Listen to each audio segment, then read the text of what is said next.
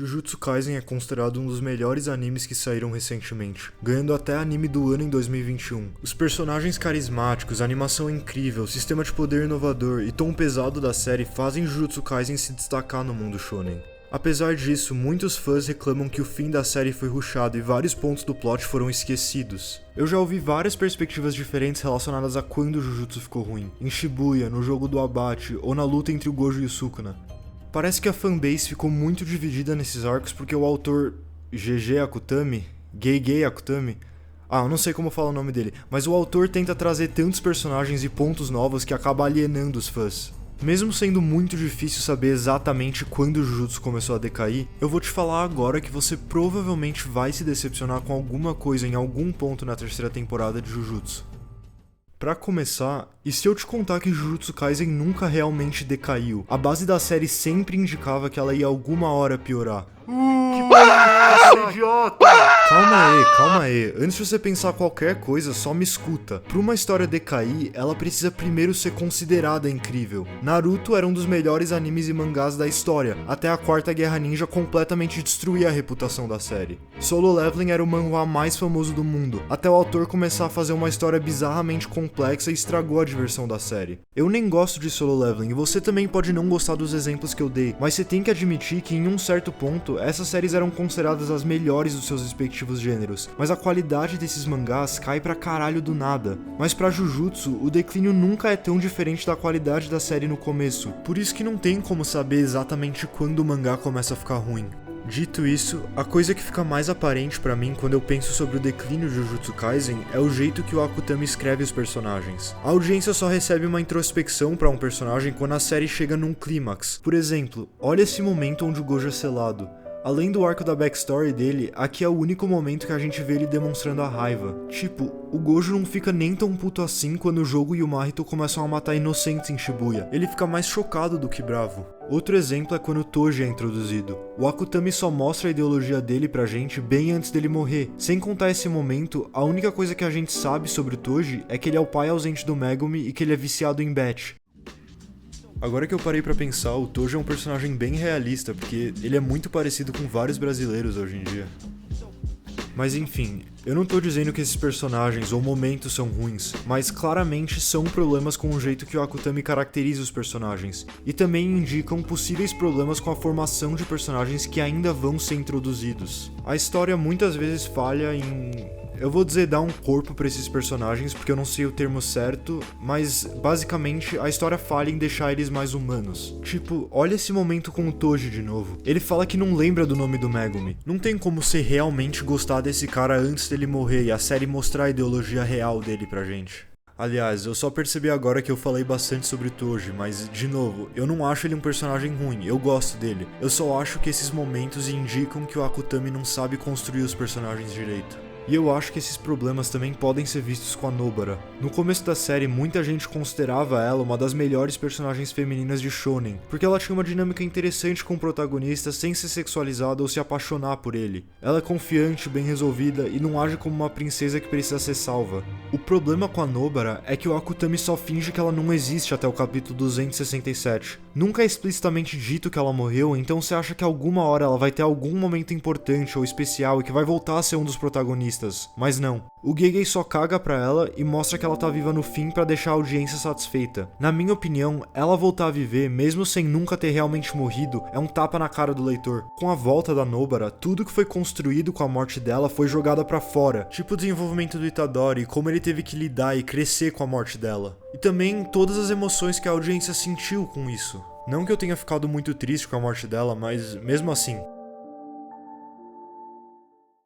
O Akutami construiu um mistério e antecipação incrível sobre os personagens que estavam no terceiro ano, Hakari e Kirara. Mas aí ele só deu duas lutas relevantes pro Hakari e completamente esqueceu da existência da Kirara. Dois personagens com habilidades completamente inovadoras e interessantes são tratados como personagens terciários. Mas não é só isso que eu não gosto. No fim da série, o Hakari luta contra o Uraumi, o subordinado do Sukuna. Você acha que em algum ponto da luta contra o Sukuna, a cena ia mudar pra mostrar o Hakari lutando contra o Uraumi? Mas não.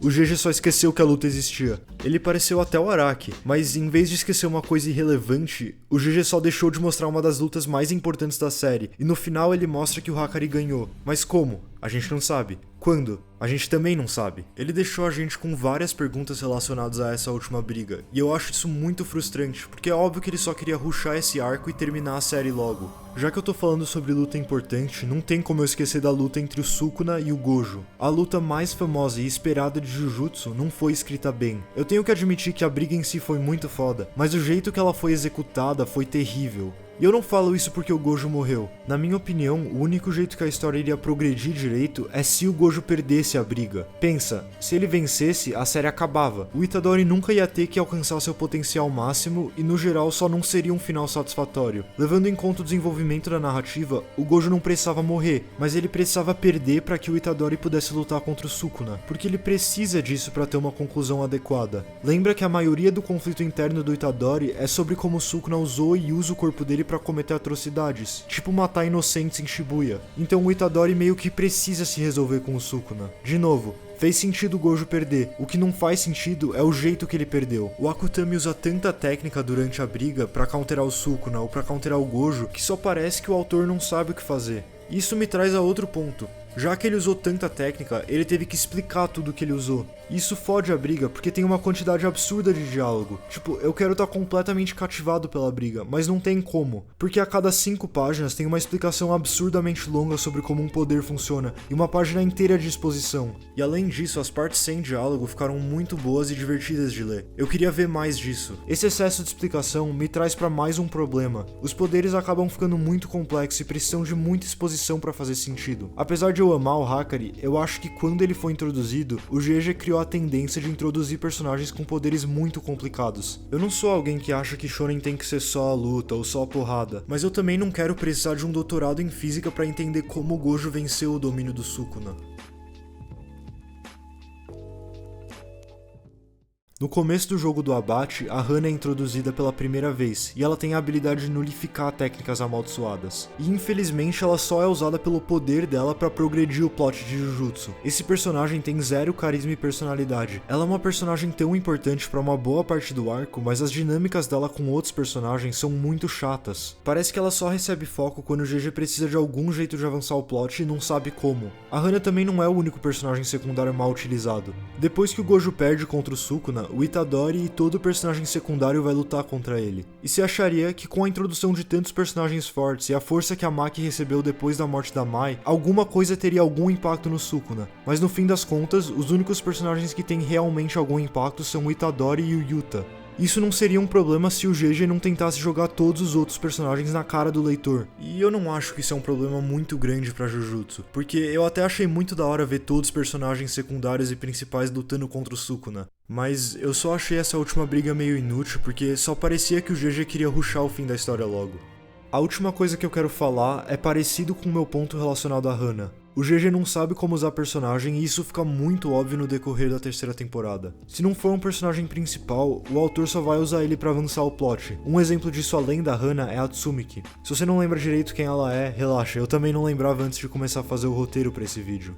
Só com isso já dá pra perceber que o Akutami trata ela como se ela fosse um personagem irrelevante, mas na verdade ela é muito importante pra história. A Tsumiki é a irmã do Megumi que tá em coma. O objetivo principal dele é salvar ela, mas em vez de fazer a gente se importar com ela ou como o Megumi ama ela, o GG só usa ela como um jeito de fazer o Megumi perder a esperança e deixar o Sukuna tomar controle do corpo dele. O GG introduz tantos personagens sem saber deixar eles realistas ou minimamente desenvolver eles, e eu só acho isso muito mal feito. Tem todo esse meme sobre como o GG gosta de deixar os fãs sofrerem com as mortes dos personagens, mas eu discordo. Eu só acho que ele não sabia onde ele queria levar a história. Por exemplo, quando o Gojo morreu, tinha muita gente teorizando como ele iria voltar à vida. É muito raro você ver os fãs de uma série duvidarem da morte de um personagem. O único caso que isso é aceitável é quando a morte do personagem é ambígua, mas com o Gojo a gente literalmente viu ele morto. Isso é porque já tiveram vezes que o GG trouxe personagens que deveriam estar mortos de volta pra vida, tipo Higuruma e a Nobara. É por todos esses motivos que eu acho que a qualidade de Jujutsu piorou e que você vai se decepcionar com a terceira temporada. Então, esse foi o vídeo. Primeiramente, eu queria te agradecer por assistir ele até o fim, isso realmente me ajuda muito. Só lembrando que você não precisa concordar com nada que eu disse, você pode ter lido o mangá de Jujutsu Kaisen Shibuya e gostado de tudo, e você pode assistir a terceira temporada e também gostar de tudo.